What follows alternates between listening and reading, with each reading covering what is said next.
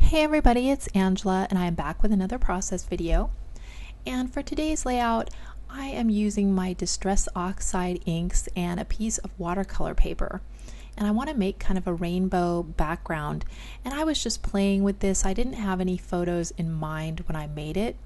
So I'm just kind of having a play, just using some various colors, not in rainbow order, just,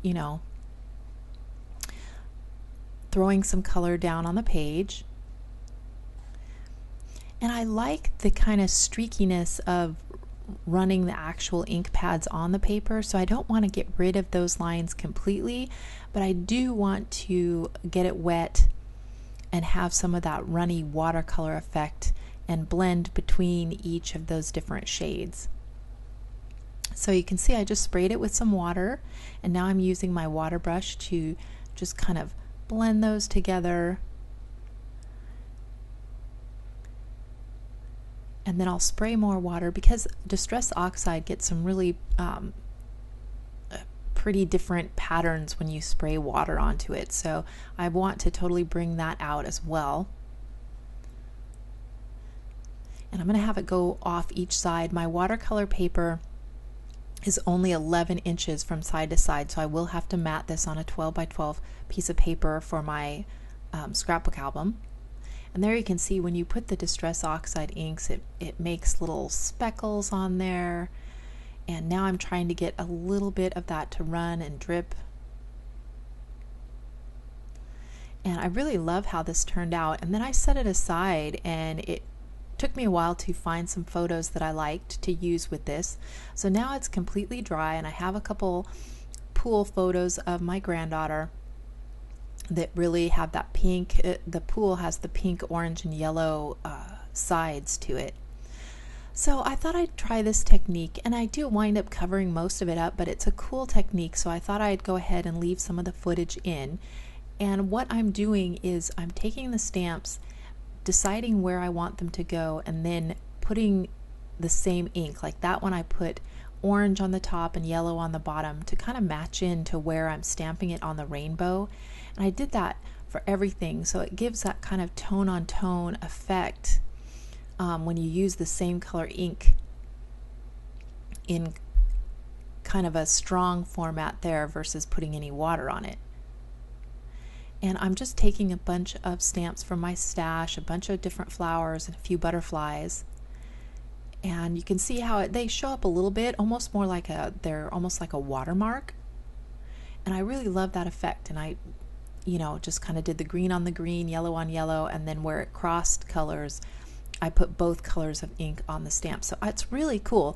However, I do wind up covering a lot of it up, because I make some flowers with these Dear Lizzie papers, and yeah, I kind of go a little flower crazy. So, and I really love this. It has little mermaids in it because her swimsuit does have a mermaid scales on it. So I pull out all my mermaids, and the one on the right, that puffy one, I don't wind up using it because for some reason it reminds me of a mud flap. I don't know, I don't know. I think I've seen mermaid mud flaps before. And then I love this puffy rainbow, so I think about going with the rainbow theme, and I do try to get that one to work.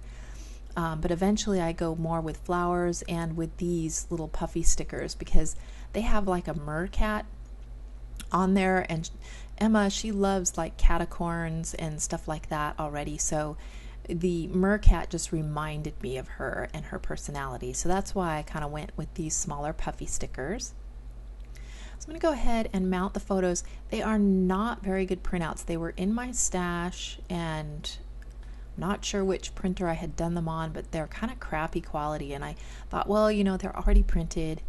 I'll go ahead and use them. And yeah, it bothered me so much that I did go back and reprint them later. But I tried backing it on some of that green, and it just stood out too much. So I'm going back and I'm just putting it on some of the pink from that paper pad. And I like that a lot better since the photos are kind of going in that warmer pink orange area of the layout. The cool teal color just didn't work very well. So there I've got my photos matted. I love this mermaid paper, but I didn't wind up getting it onto the layout. And those puffy stickers I think are Simple Stories puffy stickers. And I just love them. And they have rainbows in them too, but I really love this huge rainbow. But it was just a little bit too big. I think I would need to start my layout to incorporate this into the design from the very beginning. And I really love this mermaid too. I love how she's articulated and stuff, but she was a little bit too bold of colors with all that dark green there. So I think about using her, and she doesn't make it either. So I go ahead and I actually tried sticking her down, and then I just peeled her up and said, no, don't like her. So put her back in the package and went to my dies, and I cut out all these flowers. I have a bunch of generic dies, flower dies. I don't know where most of these came from. Probably from AliExpress back in the day. I think one of them's from Hot Off the Press. And I just keep them in a bag because I use them all the time. I keep them right next to my desk. And I'm going to put brads in the center of each of the flowers, just because, look at how many I have. I bought a whole assortment pack or something at some point. And I have a lot of them. So I'm dipping into my stash to pull out a couple bigger ones. And I'm going to try to make the centers of the flowers kind of match where they're going on the layout. So this flower I want to put on the orange section of the layout, so I put an orange center in it. And then some of them I put in smaller pink ones because they're going to go on the pink section. And I don't, totally stick to that, but I pretty much do. Or that's what I have in my mind when I'm making it. Now I love that rainbow paper made the most beautiful flowers. I love these little rainbow flowers. And then the other one I used was that kind of mermaid scale paper. Then I have some of these blue. I thought a darker accent would be good in there, but when I put it down, I wasn't too sure, and I will wind up changing those blue flowers on the bottom and I make some green flowers instead. I like the sentiment about rainbow sparkles, and I put it on a piece of clear sheet here so I can kind of move it around. I think it says rainbow sparkle vibes only, but I don't wind up using it. However, I do use the smaller rainbow from the Chamel ephemera pack because it's a little bit better size and the colors work perfect. So I'm going to put that at the top of that one photo. And then I figure I better start diving in. There's the little mercat. I try him there, and then I wind up putting him down there. And then there's another mermaid on that paper that I wind up using later. I put it where that butterfly is. I wind up peeling the butterfly off and putting the second mermaid down because I figured, well, when else am I going to be able to use mermaids on a layout? I do have my other granddaughter, and I'm saving one of those, the big mermaid I'll probably put on hers, but I'm more apt to use the butterfly on a generic layout than the little mermaid, so I thought, well, I'll use it up. I put on those ones that say magic and sparkle and cute, and those are going to be my only wording because these are just generic little pool photos.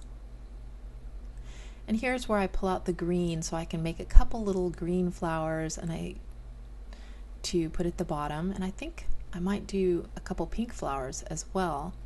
I cannot remember. But because I'm just doing these little tiny flowers, I just pull over my tiny little die cutter. I think it's like a Sidekick I've had. It was like, I think I found it at a Goodwill one time, and it just works good as a little personal desktop die cutter. Yep, so I run a couple of the pink ones through and some of the green ones just to give a few tiny flowers.